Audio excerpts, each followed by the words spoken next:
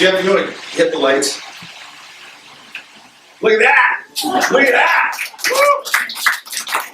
Look at that! Yeah, so, and I hope we do get big neon light signs like that. I mean, big blinding things.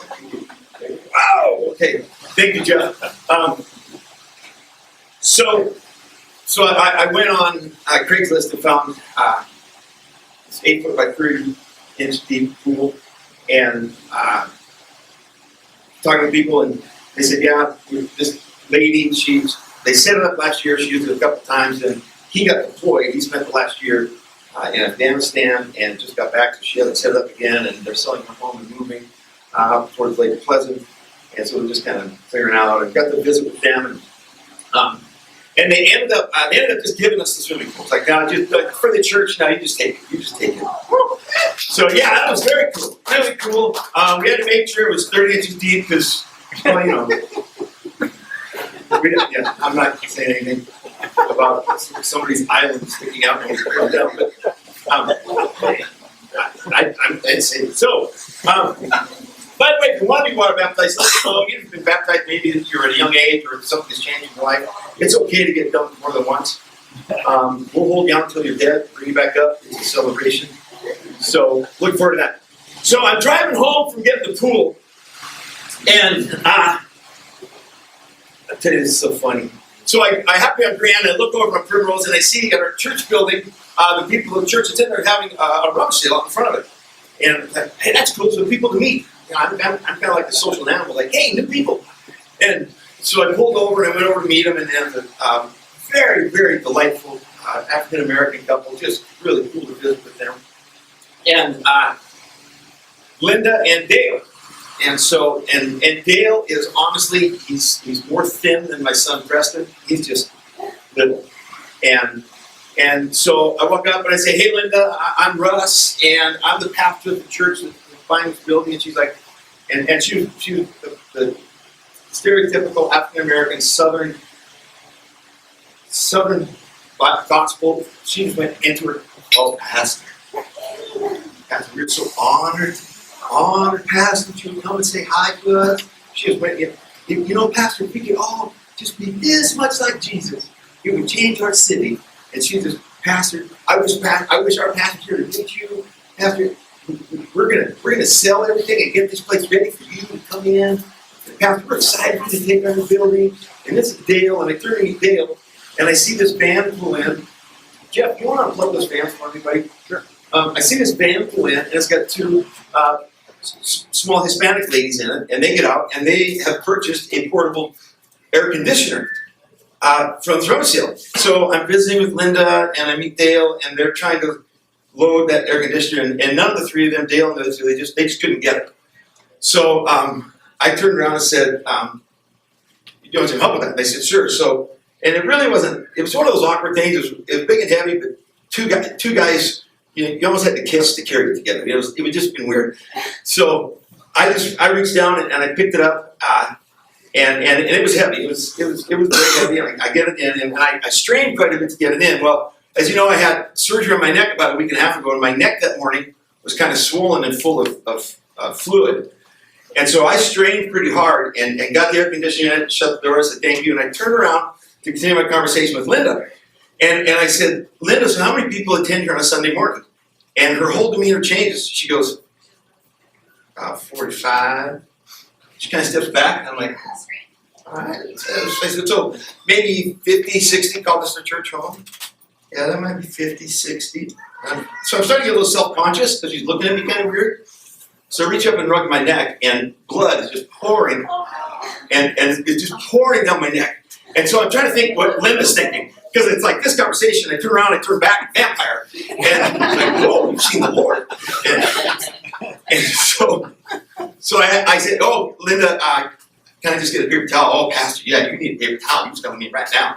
So she takes me in, and she's just mothering on me, and gets me cleaned up, gives me a paper towel, gives me a bottle of water with ice. And she says, you need to put this ice on that. You need to go home and take care of yourself. And I said, oh, okay, Linda, I'm good, thank you. And so I leave, and I have this paper towel on my neck, and I'm holding it on my neck, and it's still draining. It's still draining.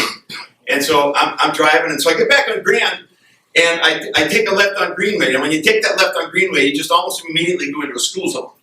And I'm just going with the flow of traffic, and I'm kind of thinking, it's kind of been a cool day. I met with these people and invited them to church. I got a full free swimming pool, and it was cool meeting Linda and Dale and the new building, and I'm just going with the flow of traffic. And I get through the school zone, and I look in my rearview mirror, and sure enough, there's red and blue lights inviting me to have a conversation. And so I thought, that's a nice man. He's going to take time out to talk to me. I'm going to pull over.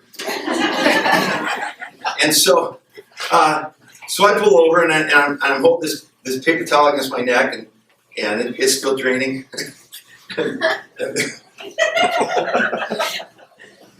So the officer walks up. I promise you, this is exactly what happened.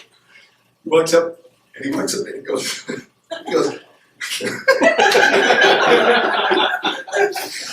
he says, "Good afternoon, sir. My name is Officer." Good God, what happened to your neck?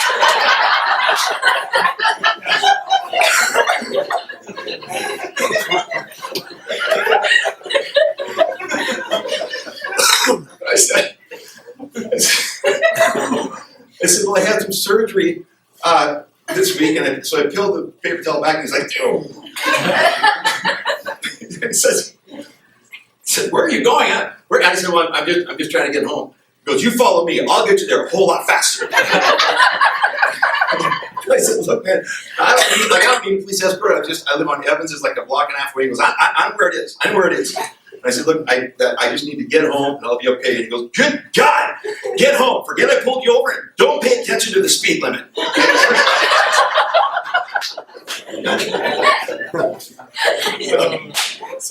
So I get home, I'm weeping, I'm out of control, I'm howling, laughing about this experience. I love, "Good afternoon, sir, I'm Officer." Good God, what happened to your neck? So, I don't know if you thought I got shot or stabbed or what's going on, but yeah, he just sent me on my way. So it's been a crazy week at our house. Crazy week. My son-in-law. This has nothing to do with anything, but this happened this week. I went to the doctor and had a physical. And by the way, I'm as healthy as Donald Trump, at least. Everything's good. Everything's checked out. I'm good. But I told him, I don't sleep well at night. I just don't. I sleep for an hour. I get up. I'm 2 hours. I don't. I need help sleep. So I said, I don't know if, some Ambien or Lunesta or something, maybe just something, a small milligram to help me get some sleep. He goes, yeah, we can do that. So, they test my blood and make sure that, I'm not dead. And so I go home, and I'm excited because I don't sleep. I don't sleep well at all. I function, and this is not bragging, it's just a fact, I function on about 4 hours of sleep every night. And it's not 4 consistent hours. I'll sleep about an hour, and then I'm up about an hour, sleep about an hour, and then it just did. It has been for a long time. So I thought, oh, maybe this will help. So I get home, and my son-in-law walks in the door, and I'm excited. Because I'm like, I'm going to finally sleep like normal people. And I said, "Brett, dude, the doctor gave me some Lunesta." Well, Brett heard me say Cialis.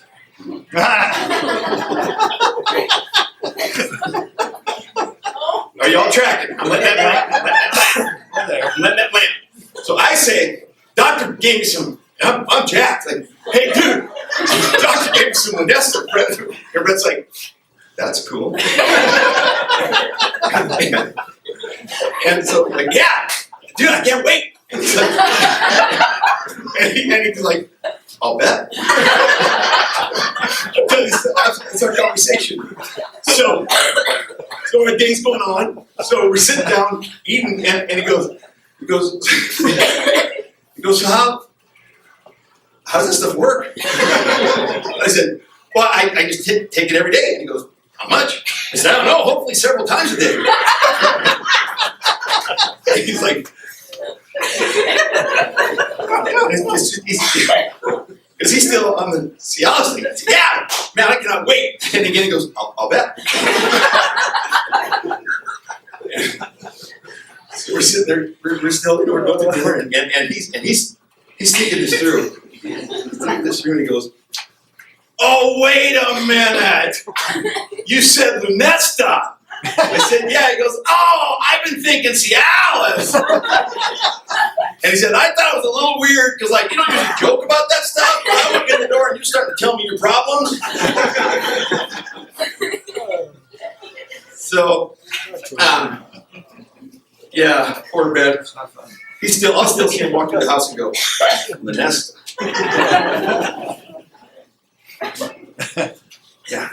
So, now it's a joke at our house. I'll look at Brett and go, I'm going to bed. Hey, I really want to today make some connections in our spiritual walk and inside of each of us. And here's what started my frustration. Here's no guests. So okay, I'm going to talk just to City Church today. Here's what started my frustration. I honestly changed my sermon about 3 times before I landed where I knew I was supposed to go.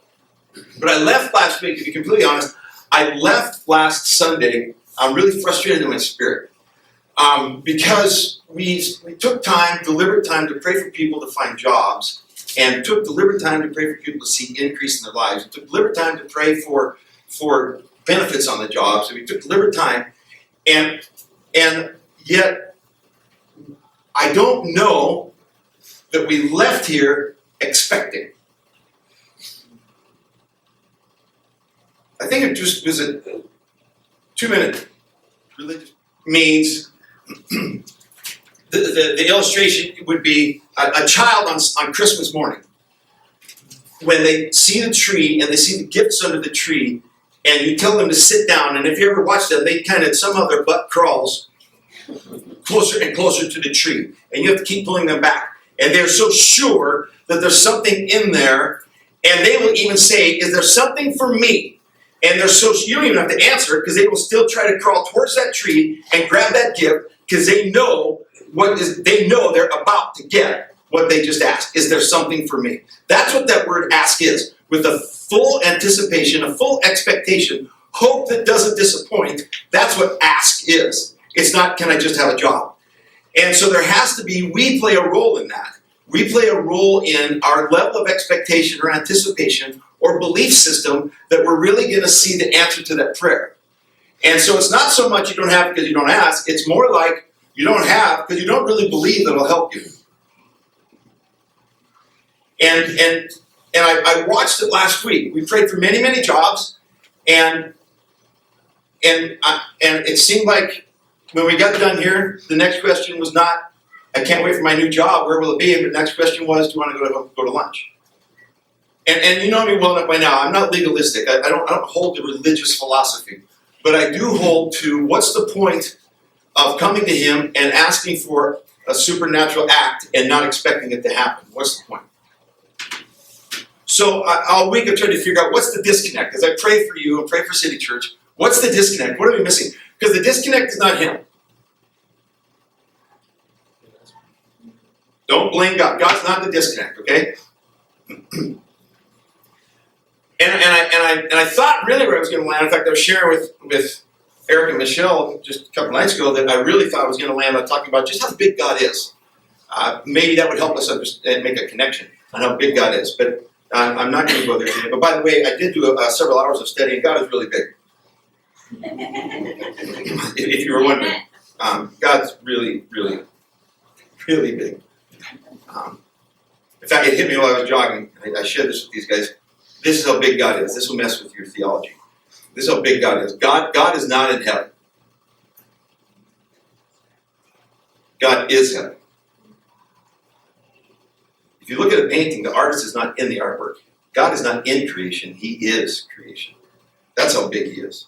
But we are good with, when I get to heaven, I'll be with God. Yeah, you will, but you'll be in God. God is heaven. Before God had to create heaven. And because so, are you tracking with me? And I should have not gone there because now I have to explain it. But he's really big. But I find in church where I really know the Holy Spirit landed on me is today I need to try to help navigate connecting our logic, our spiritual world, the doctrine we've been taught, the denominations we grew up in, the nuances of Christianity that are spoken and unspoken, and our emotions. There seems to be something in church that says, do not experience emotions. If you have an emotional experience, that's from the devil. There's an undertone in church like that. Like, there's no way you should have that much fun in church. And so we keep the joy down in our heart. Down in our heart. Down in our heart to stay. It's like, no, that's too deep. Bring it up. And so we have this fear of having emotional expression, but emotions connect our logic to our spiritual experience. Emotions are the joint. There's an ebb and flow in our emotions. We have to allow our emotions. God created us with His emotions. And our emotions are expressions of true worship. When we stand here and sing, that's not a true expression of worship. That's a form, but it's not a true expression. There's really three releases, three faucets, three processes that God put in us that help us worship. One of those is shouting. Shouting is an expression of our emotions and worship. Weeping is an expression of shouting and worship. Laughter is an expression of worship, of emotion and worship. Okay? And for some reason we can't do it here, but let me show you how we will worship later today there. Football game will be on today. Your favorite team is playing, you're sitting around with the boys. Favorite team is playing. Touchdown made. Woo-hoo-hoo! High five! Yeah! You're laughing, you're mocking the guy in the room that's cheering for the other team. You suck! Yes! Woo-hoo-hoo! TD! Next play, your quarterback throws an interception, pick six, runs it back. Now what are we doing? We're crying. Like, I hate these guys. They disappoint me every time. I can't be a Vikings fan one more year. They can't do it. But in the middle of that, somebody would tell a joke. It's like, that was a good one. All those expressions happen as we worship football. Just to say it. But it's okay. That's not bad. That's okay. But for some reason, there's a law of the lid in church. It's like, don't do that. And I believe that's the enemy's way of keeping us from truly going to a new level of relationship with our Jesus. Because our emotions work like a joint. The joints in your body flow both ways. Blood flow both ways. And I believe that our emotions are what help us go to a new level. And there seems to be something that in the church that says, don't do that. Now, I'm going to promise you this. In a room this size, and I'm wise enough, I've been doing this long enough, I'm wise enough to, in a room this size, not worship with the expression I really like to worship with. Because in a room this size, everybody in here would stare at the hickey on my neck. Dude's crazy. And my God, what happened to your neck?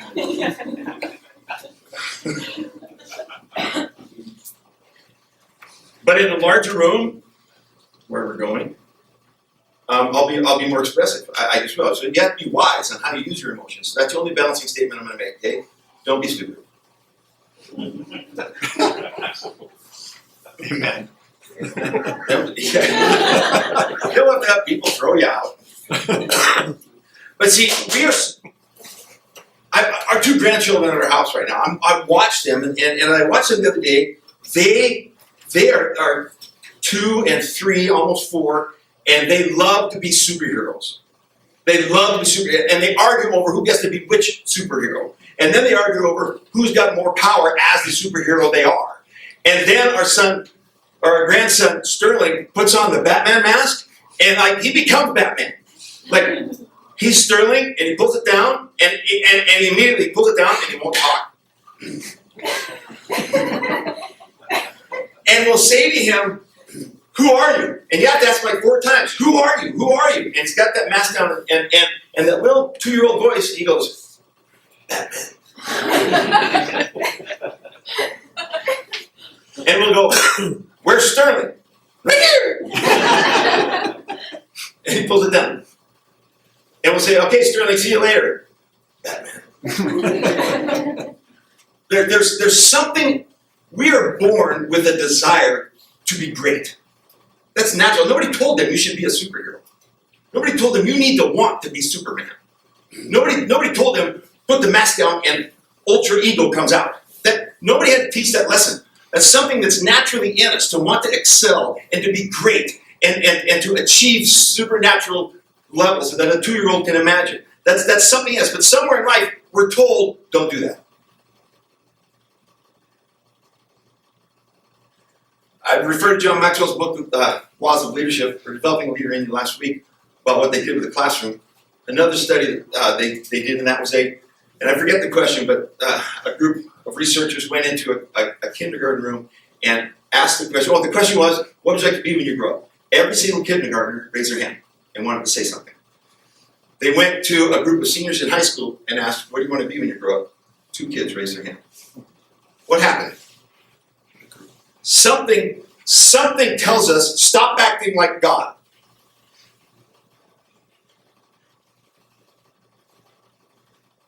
You with me? You're staring at me like next week, we're all going to be Batman.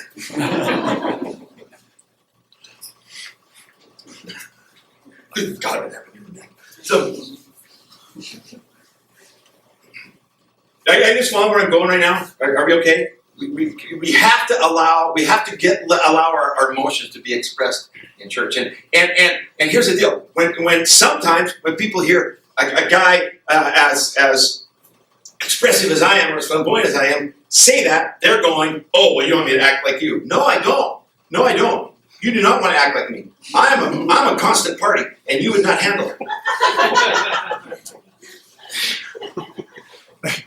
I'm not saying that at all. I'm saying each of us is created in his image and has an emotion that it's okay to express in our relationship with him, and that's what makes us complete. We've got to stop drawing lines between our spiritual life and our secular life and our relationship life. It's either one life of worship or it's not. There is no secular job. He says, whatever you do, do with all your might, as unto the Lord. If you're a plumber, that's your act of worship, as unto the Lord. It's not a secular job. You're worshiping God. And everything you do it as unto the Lord. If you're a police officer, that's not a secular job. You're doing it as unto the Lord. That's your form of worship. We've got to stop drawing lines and let this whole thing connect. And in our relationship with Jesus, for it to get deeper, we have to start allowing our emotions to be a part of that relationship and not just our logic. We okay? Yep.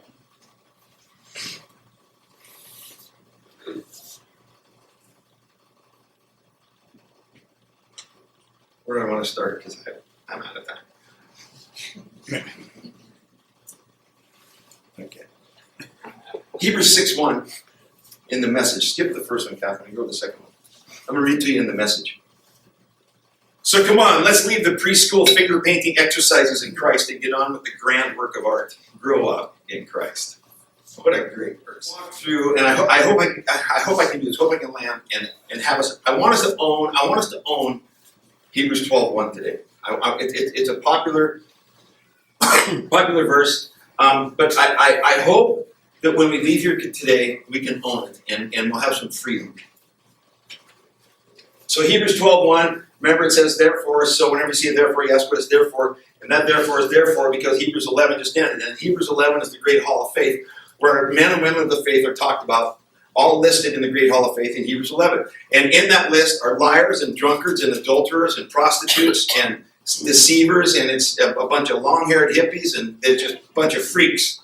A whole bunch of freaks in Hebrews 11 that are just heroes of the faith. Murderers, it's craziness. It's craziness. If they made a movie accurate to the Bible, it would have to be rated R. So all these R-rated people are in Hebrews 11, and they're called heroes of the faith. And so Hebrews 12 says, therefore, since we just talked about all those amazing people, it says, therefore, since we, now this is we, now he's talking, this is corporate. We can go individual, yes, this is me, but he's also talking corporate, simultaneous. This message is to the church and me. So since we are surrounded by such a great cloud of witnesses, now let's just stop on that for a minute. Let's stop on that for a minute. That on witnesses. So we're surrounded by people that have witnessed the amazing power of God in their lives. We're surrounded by people that are living in the amazing power of God in their lives. And we're surrounded by these people that are cheering us on to live what they live and gain what that they've already gained. You with me? Okay, help me with a little more head nodding. Yeah. I want to make sure that. Okay, so we're surrounded by this great cloud of witnesses. They've been there, they're in heaven, and they're cheering us on towards that place. And that word witness, by the way, the word witness defined actually is a martyr. And a martyr is someone willing to die, willing to tell a story, willing to die for the story they tell, for which they know to be true. That's a witness. I'm a witness of what the story I tell I know is true, and I'll die for it. And so that's what we're surrounded by, these people. And some of them did die as martyrs for this thing. And they're cheering us on. They're cheering us on as we walk into this stadium of life. We're surrounded by this great cloud of witnesses.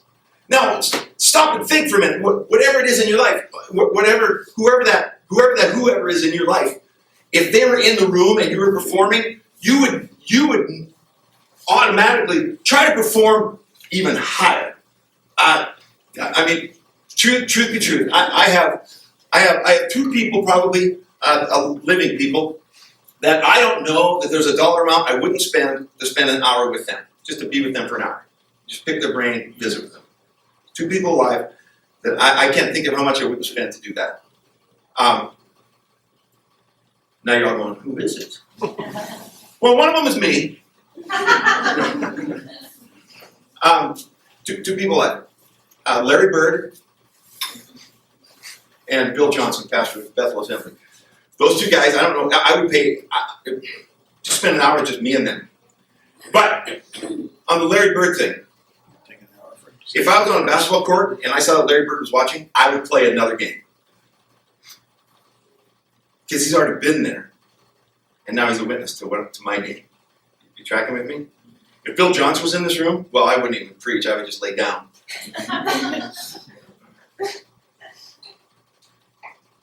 We'd step up our game. We all have those. Whoever that is in your life, they are in your life. And that's what this cloud of witnesses, we owe to them. They're cheering us on. They've lived it. They've been the witnesses to the supernatural. They're living with the King of Kings in glory right now. And they're cheering us on to reach the same prize. And our game needs to step up. Okay? And so he says, since we're surrounded by such a great cloud of witnesses, let us lay aside every weight. Now, I don't know what you hear when you read that, every weight. I don't know what you hear when you read that, every weight. But there's been time when I've read that, and every weight, and for some reason I would just land on, sin or bad decisions. Well, what's really being said here, every weight, is anything that can pollute anything. Okay, how do I get this out? Anything that can pollute how you perceive God thinks about you. We can't afford to have one thought in our mind that's contrary to how He thinks about us. And so anything that can pollute what I think He thinks about me is a weight. I'll never measure up. Nobody loves me. I'm a failure. I'll never succeed. But the weight is also, it's not just even acts of commission. You know, there's sins of commission and sins of omission. Two different ones. Sins of commission are sins that we commit, and they're, we see them in our actions. Sins of omission are sins that we know we're supposed to do, but we don't do them. That's a sin of omission, and that's another teaching. But there's sins of commission, sins of omission. And but the deal is a weight. He said, lay aside the weight. Lay aside anything on this planet that takes away your deliberate focus with the King. If there's been an emotional abuse in you, lay that weight down. Lay it down. if there's something you can't walk through on your own, lay it down. He talks about sin in the next statement, but he said, lay aside the weight. Lay it aside, cast your burden on him, he cares for you. Lay aside that weight. And then he says, now this, I never saw this week, church, until I really started praying this and the Holy Spirit was speaking to me. He said, lay aside every weight and sin which clings closely. Some translations say, which entangles itself. Some translations say entangles itself. Some translations say, which lay holds of you and won't let go.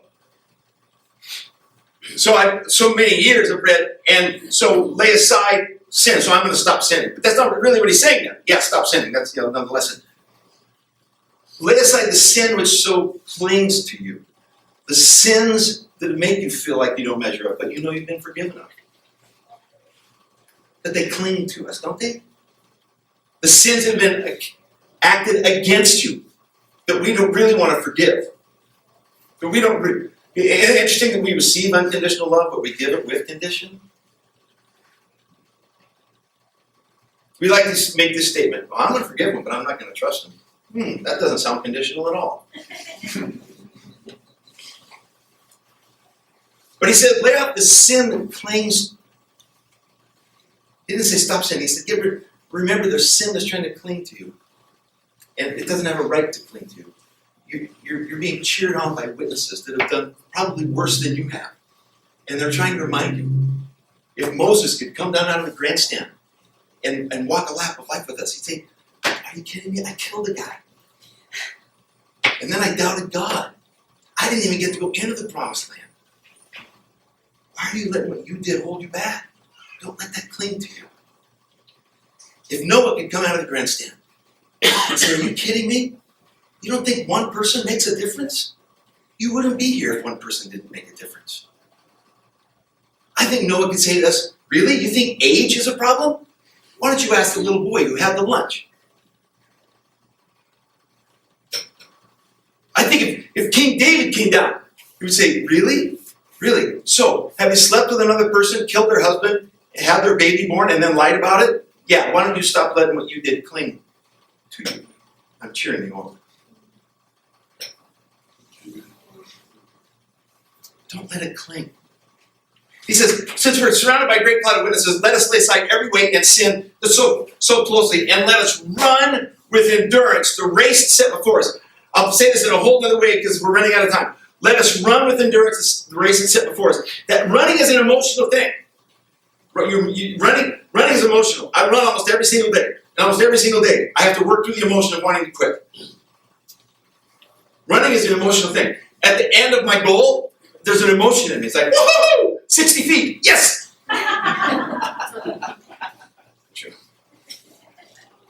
I did it a personal milestone in July. Like I ran 100 miles a month of July, and I'm trying to brag to my family, and they're like, yeah, that's cool, let me watch TV.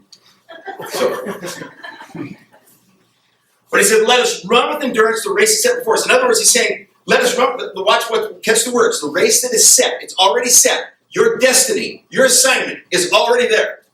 Don't let the weight of this world or sin that clings stop you from fulfilling the destiny that's already set for you. Go and do it. Let your emotions be a part of it. Go fulfill that destiny and enjoy it and celebrate it. Dance like a drunk homeless guy.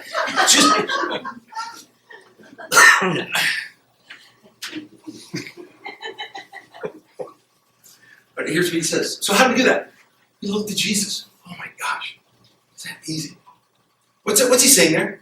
He's saying you can follow Jesus' example. This is what he did. This is what he did. He let his emotions show. He let his emotions show. The shortest verse in the Bible speaks more volumes about Jesus than any other verse in the Bible. Jesus wept. It talks about his humanity. It talks about his sincerity. It talks about his emotion. Wow. How am I supposed to do this? I got Jesus. He's the founder and the perfecter of your faith. It's really not about your performance. Watch what happens here. The founder and perfecter of our faith, who for the joy that was set before him endured the cross, despising the shame. Now, I have to land on this. I don't know how many verses I sent Catherine. She can testify to this. We're not going to get done. Watch what he says here. Who for the joy that was set before him endured the cross, despising the shame. Now notice, it doesn't say despising man. It doesn't say despising history. It doesn't say despising brokenness. It doesn't say despising deception. He despises shame.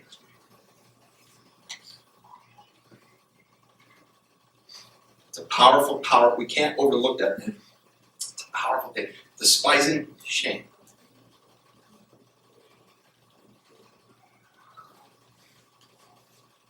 Guilt says you've done something wrong. Shame says you are something wrong.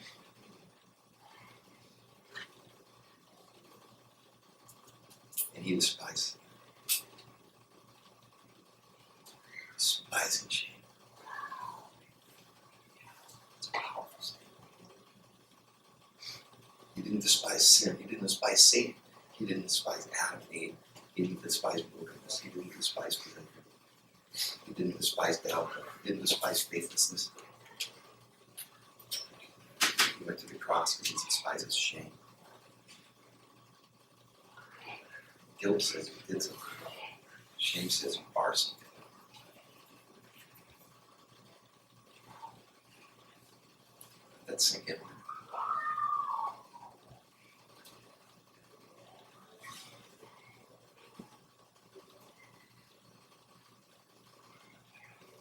Borrowed a couple paragraphs from a book written by John Piper.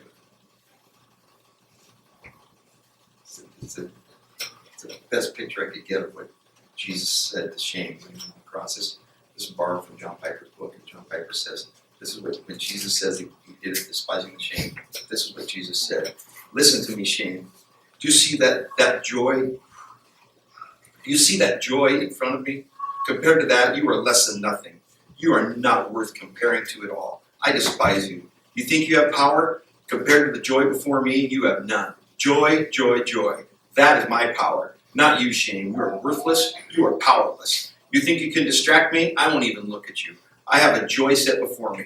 Why would I look at you? You are ugly and despicable. You are almost finished. You cover me now as with a shroud. But before you can say, so there, I will throw you off like a filthy rag. I'll put on my royal robe. You think you're great because even last night you made my disciples run away? You're a fool, shame. You are despicable. That abandonment, that loneliness, this cross, these tools of yours, they are all sacred sufferings, and they will save my disciples, not destroy them. You are a fool. You have filthy hands, and my prophecies will prove it's finished. That's a great, great line. And he did it because he despises shame. See, until our perception of who he is changes, we'll never really know who we are. And if we don't know who we are, we have no business going to a community to try to tell them who they can be. Notice I didn't say who they should be. We have to start getting away from denominational limitations and denomination and personal expressions and get back to experiencing proximity, the presence of the King. I'm going to go real quickly so I can try to follow. John 5:39 says, you search the scriptures that you think they bring eternal life. And here I am right in front of you. You're missing it. You're missing it. So let me wrap up with this story. It's 11:12. I try to be done by 3.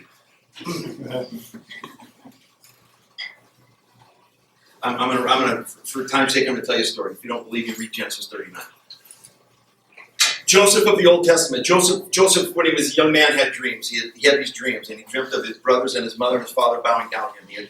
He had these dreams, and then Joseph's brothers were out on assignment, and Joseph's dad gave him a coat with really cool colors. I think it probably had Boston Red Sox logo on it, and his dad said, "Hey, I want you to go check on your brothers.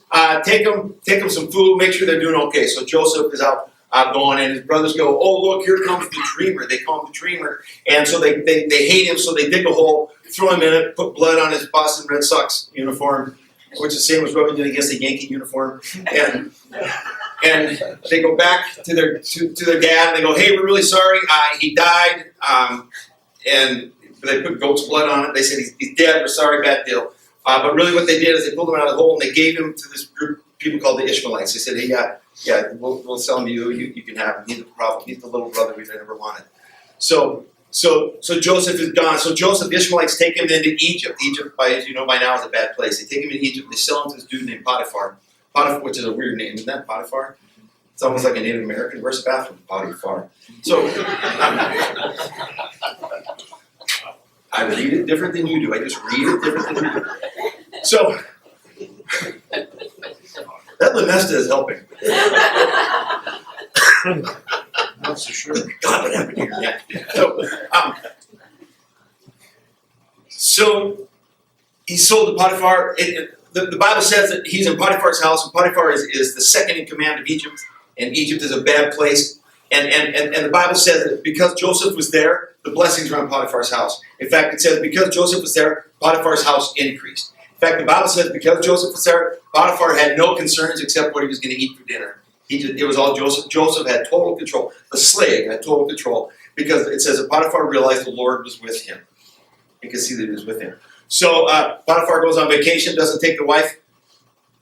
Joseph is kind of hanging out. The wife says to Joseph, hey, why don't you come sleep with me? Joseph is like, not a chance. She said, every day. Finally, she grabs him and says, come sleep with me. He says, not going to happen. Runs. She keeps the Red Sox jersey. He's gone. Potiphar comes home. She says, look, he left us behind when he raped me. Potiphar gets ticked off, puts him in prison. Joseph is in prison. He's sitting in prison, and there's two guys, a baker and the wine cup bearer, come to Joseph and go, hey, dude, we have these dreams. Anything about them? Joseph goes, yeah, I know something about dreams. Interprets their dreams. They're spot on.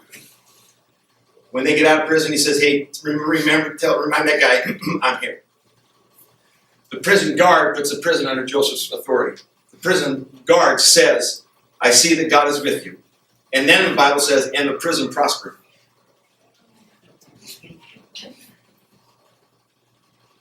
The prison prospered. So 2 years later, he's still in prison.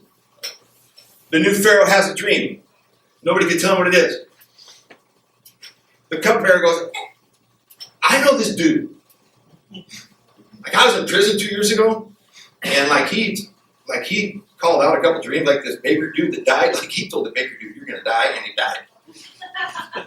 So we might want to listen to him. He might know what's going on with this here dream. So they pull Joseph out. Joseph comes up. Pharaoh says, here's my dream. Joseph says, what's the dream? Pharaoh says, well, there's these 7 really fat cows, and they're just hanging out.